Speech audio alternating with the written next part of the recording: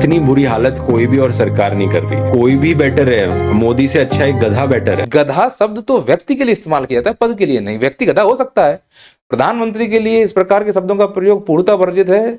अगर किया जा रहा है तो उसके ऊपर कार्रवाई होनी चाहिए, और इस वीडियो में मैंने भी किया है तो मेरे ऊपर भी कार्रवाई होनी चाहिए और इस व्यक्ति के ऊपर भी होनी चाहिए।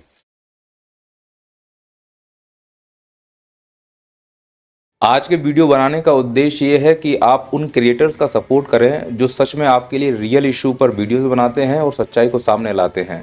क्योंकि इस देश में दो प्रकार के लोग हो गए हैं, एक वो जो झूठे सपने में जी रहे हैं और हकीकत से भागते हैं, दूसरे वो जो सपने तो देखते हैं लेकिन साथ में हकीकत भी सुनना चाहते हैं। दुर्भाग्य ये है कि झूठ सुनने वाले और झूठ सुनाने वालों की संख्या बहुत ज़्यादा है और सच सुनने वाले और सच सुनाने वालों की संख्या बहुत कम है। एक छोटी सी लिस्ट है जो तुम्हारे सामने सच्चाई रखते हैं पर झूठ फैलाने वाले बताते हैं कि ये प्रोपेगेंडा फैला रहे हैं। इनकी लिस्ट का एक छोटा सा ब्रीफ समझ लीजिए, सुन लीजिए। अगर 2047 तक आप देश को बदल सकते हैं, बेवकूफ बनाने का तरीका है कि मोदी जी बहुत ज्यादा ईमानदार है, या फिर ईमानदारी के पीछे वो बहुत बड़े एक्टर हैं। कि वो आदमी एक छोटी सी चीज का भी दर्द समझ लेता है कि क्रिकेट टीम हारी है तो वो उनके इमोशंस पे भी दर्द बांटने चला जाता है, जिसकी कोई जरूरत नहीं है। लेकिन जो युवा देश का, जिसका दर्द हर जगह आप वीडियो हर जगह देख रहे हैं, वो शायद उनको नहीं दिख रहा। बुरा हाल है इस समय, बुरा हाल। वैज्ञानिक दृष्टिकोण की बात करना खतरे की बात है इस समय। लाला जी को आधांजलि पेट्रोल निकालना चाहिए। तो बस ऐसे ही चंद मुट्ठी भर लोग हैं जो बेखौफ होकर हमको सच्चाई बता रहे हैं। सरकार पूरी तरह से गलत है ऐसा भी नहीं कहा जा सकता, गलती विपक्ष की भी है, पर विपक्ष पहले से नकारा बैठा हुआ है। नाकारों के ऊपर बोलकर वीडियो क्यों खराब किया जाए। और सरकारें क्यों आती हैं? सरकारें आती हैं व्यवस्थाएं बनाने के लिए। सरकार अपनी तारीफ के लिए ढेर सारे प्रचार करती है ना। होर्डिंग में देखो, न्यूज़पेपर में देखो, रेडियो में देखो, टीवी में देखो, फिल्मों में देखो, तुमको सब जगह सरकार के फोटो मिलेंगे। लेकिन जो उनकी कमियां हैं क्या उसका प्रचार करती है सरकार? नहीं। उन्हीं कमियों को सुधारकर देश को आगे ले जाया जा सकता है। तो ऐसे लोग कमियां बता रहे होते हैं जिन्हें झूठ फैलाने वाले लोग प्रोपेगेंडा कह देते हैं और हम फंस जाते हैं। तो वो कमियां बताने वालों में ये लोग भी शामिल हैं, ध्रुव राठी और काव्या। अब ध्रुव राठी प्रोपेगेंडा फैला रहा है, नहीं फैला रहा है, सच बोलता है या झूठ बोलता है, ये हमारे बुद्धि विवेक पर भी निर्भर करता है। व्यक्ति फैक्ट के साथ बात करता है। इसके फैक्ट का अगर तुम्हारे पास कोई तोड़ हो तो बताइए। फैक्ट का तोड़ नहीं है तो कहने लगता है प्रोपेगेंडा फैला रहा है। और रही बात के क्रिएटर काव्या की, जमीन से जुड़ी हुई हैं। मैक्सिमम इनके वीडियोस देखना ग्राउंड रिपोर्टिंग करते हुए आपको दिखाए जाएंगे, उन मुद्दों को लेकर जिन मुद्दों को सोशल मीडिया के मेन स्ट्रीम पर कवर ही नहीं किया जाता। आज हम आए हैं सपनों की नगरी मुंबई, जहां पर सबसे ज्यादा बिलियनर्स और सबसे बड़ी इमारतें हैं, जहां फाइनेंशियल कैपिटल ऑफ इंडिया है, वहीं बसता है दुनिया का सबसे पॉपुलेटेड और सबसे ज्यादा आबादी वाला स्लम।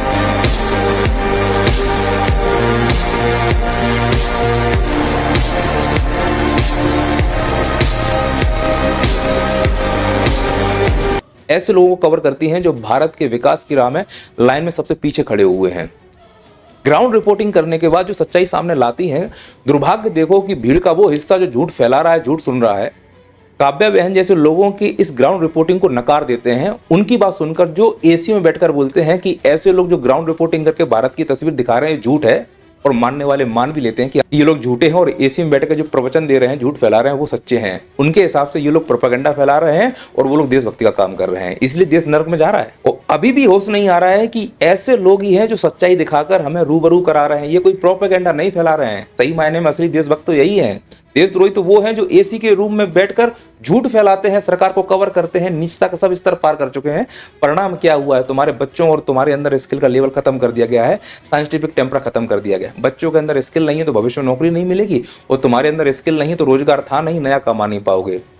इस वीडियो का उद्देश्य है कि तुम्हारे आंखों की पट्टी खोलना। दूसरा उद्देश्य है कि अगर बच्चे के अंदर स्किल नहीं है तो डाउनलोड करो नैया पार एप्लीकेशन। वहां पर स्किल के संबंधित कई सारे कोर्स हैं, और तुम में स्किल नहीं है तो उसके लिए मेरी बात सुनो जो मैं फाइनेंशियल एडवाइस देने वाला हूँ। आर्टिफिशियल इंटेलिजेंस सीख लो, लैंग्वेज सीख लो, कुछ नहीं सीख सकते हो तो stock market, share market, trading से संबंधित ये मैं आपको फाइनेंशियल एडवाइस दे रहा हूँ। यह भी एक प्रकार की स्किल है, इसे जुआ ना समझा जाए। इसमें अगर स्किल पे काम करते हो तो निश्चित रूप से फायदा हो सकता है, वैकल्पिक सोर्स ऑफ इनकम जनरेट हो सकता है। क्योंकि जब कुछ आप नया शुरू करते हो ना, तो सबसे मुश्किल बात तो यही होती है कि आपके पास कोई ऐसा होता नहीं है जो आपके डाउट्स को क्लियर कर सके। और यही प्रॉब्लम ट्रेडिंग में फेस करते हैं लोग। कई लोग हैं, चार्ट्स देखते हैं, उसको समझने का कोशिश करते हैं, एनालिसिस करते हैं, फिर भी दिल चाहता है कि कोई कहे कि हाँ यार तुम सही डायरेक्शन में जा रहे हो। इसीलिए आप लोगों के लिए मैंने ये पॉकेट ब्रोकर को चूज किया है, क्योंकि यह सिर्फ एक ट्रेडिंग प्लेटफॉर्म नहीं है, यह एक स्ट्रॉन्ग कम्युनिटी है जहां आप जैसे सेम गोल्स वाले ट्रेडर कनेक्टेड हैं। क्योंकि पॉकेट ब्रोकर कम्युनिटी में ट्रेडर 8 लैंग्वेज में एक्टिव है, जहां आप टेलीग्राम, फेसबुक, डिस्कॉर्ड इत्यादि पर इजीली कनेक्ट कर सकते हो। कोई भी डाउट हो, जैसे डिपॉजिट का इशू, विड्रॉल का इशू, कैसा भी क्वेश्चन, बस उस चैट में मैसेज करो, उनकी टीम क्विकली रिस्पॉन्स करती है। और अगर आप लोगों को इस प्रकार की स्किल इंप्रूव करनी हो तो इनके एक्सपीरियंस ट्रेडर अपनी स्ट्रेटेजीज और इवन फेलियर तक शेयर करते हैं, ताकि आप इन लोगों के एक्सपीरियंस से सीख सको। पॉकेट ब्रोकर आपको देता है easy learning material, readymade strategies, fast start opportunity, और सबसे महत्वपूर्ण है कि आप कभी भी अकेला फील नहीं करोगे। इसीलिए मैंने डिस्क्रिप्शन में लिंक दिया है, प्रोमो कोड 2026 NPE एंटर करो और फर्स्ट डिपॉजिट पर 100% बोनस पाओ। जाओ और अभी रजिस्टर करो, क्योंकि स्ट्रॉन्ग कम्युनिटी के साथ ट्रेडिंग कॉम्प्लिकेटेड नहीं, क्लियर और कॉन्फिडेंट जर्नी बन जाती है। तो इस फाइनेंशियल एडवाइस के बाद वीडियो के मुद्दे पर वापस आते हैं कि काव्या के पॉडकास्ट में ध्रुव राठी ने कुछ ऐसे बयान दिए हैं जो कंट्रोवर्शियल हो गए हैं। उन्हीं कंट्रोवर्शियल बयान को एक एक करके हम सुनते हैं और उनके धागे खोलते हैं। पहला बयान सुनिए। मोदी से अच्छा एक गधा बेटर है, एक एक्चुअल डोंकी, क्योंकि वो कुछ नहीं करेगा वहां पे बैठ के, और कुछ ना करना इस तरीके से देश को डिस्ट्रॉय करने से बेटर है। कैसा लीडर इंडिया को चाहिए? हमें लीडर नहीं चाहिए, हमें एक सरकार चाहिए जो जनता के लिए काम करे। तो आपने देखा कैसे ध्रुव राठी ने मोदी सरकार के ऊपर देश को डिस्ट्रॉय यानी बर्बाद करने का आरोप लगाया, और मैं मानता हूं ये आरोप बेबुनियाद है। मैं इस आरोप को तब सही मानता जब 12 साल के कार्यकाल में अगर मोदी सरकार रेल एक्सीडेंट्स को ना रोक पाती, आतंकवादी हमलों को ना रोक पाती, एरोप्लेन क्रैश होने से ना रोक पाती, पुलों को गिरने से ना रोक पाती, या बच्चों के मिड डे मील भोजन के साथ वो मजाक कर रही होती, या मोदी सरकार बलात्कारियों का सम्मान कर रही होती, या मोदी सरकार विदेश नीति में फेल हो गई होती। Modi is a great man. That he loves Trump. Now, I don't know if the word love, I don't want you to take that. अब ट्रंप के इस प्यार भरे बयान से मोदी जी की विदेश नीति कितनी मजबूत है उसकी झलक तो आपको मिल ही गई है, लेकिन ऐसे लोग क्या कहते हैं हमसे आके कि मोदी जी ने देश को डिस्ट्रॉय कर दिया है।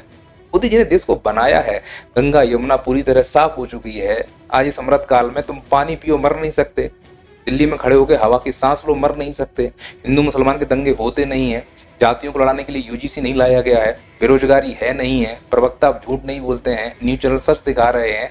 इस अमृत काल की सच्चाई को ये लोग अपने पॉडकास्ट पर नहीं दिखाते, तो कभी कभी लगता है कि ये लोग प्रोपेगेंडा कर रहे हैं। तो इन लोगों को प्रमोट करने के चक्कर में मैं भी प्रोपेगेंडा कर देता हूँ।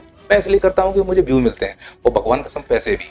और सर जी, ध्रुव राठी ने तो इस बयान में मोदी जी को गधा भी बोला था। इतनी बुरी हालत कोई भी और सरकार नहीं कर रही। कोई भी बेटर है, मोदी से अच्छा एक गधा बेटर है। नहीं, गलत किया। मोदी जी को गधा किस आधार पर बोल रहे हो? ये बेइज्जती है पूरी तरह से गधों की। गधा देश का भार उठाता है, देश पर भार नहीं बनता। और गधे से तुलना किस आधार पर कर रहे हो?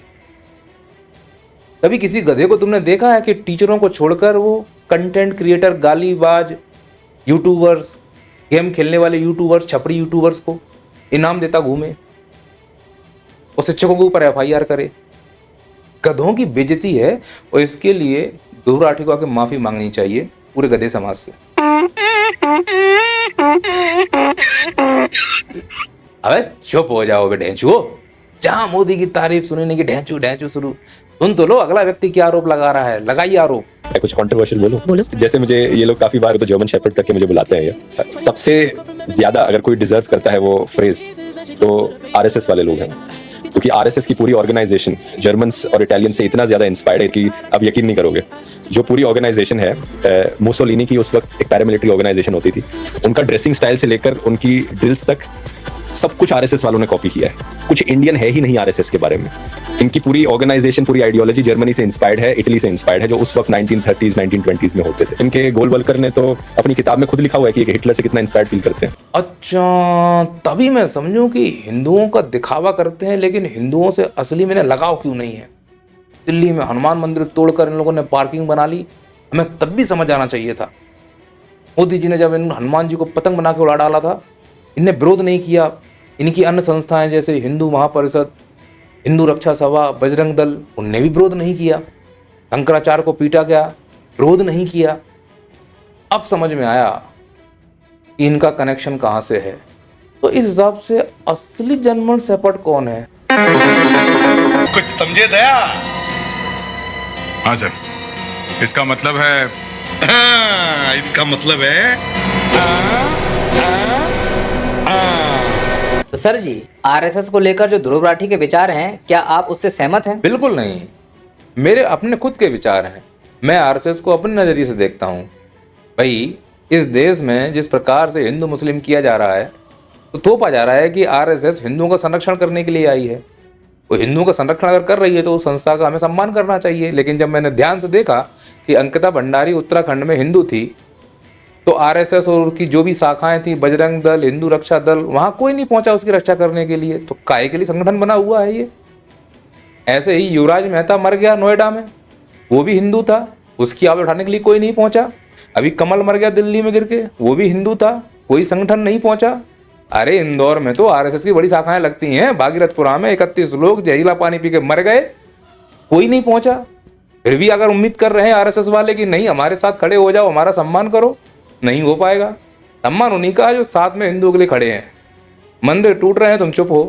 हनुमान जी की पतंग बना के उड़ाई जा रही है, तुम चुप हो।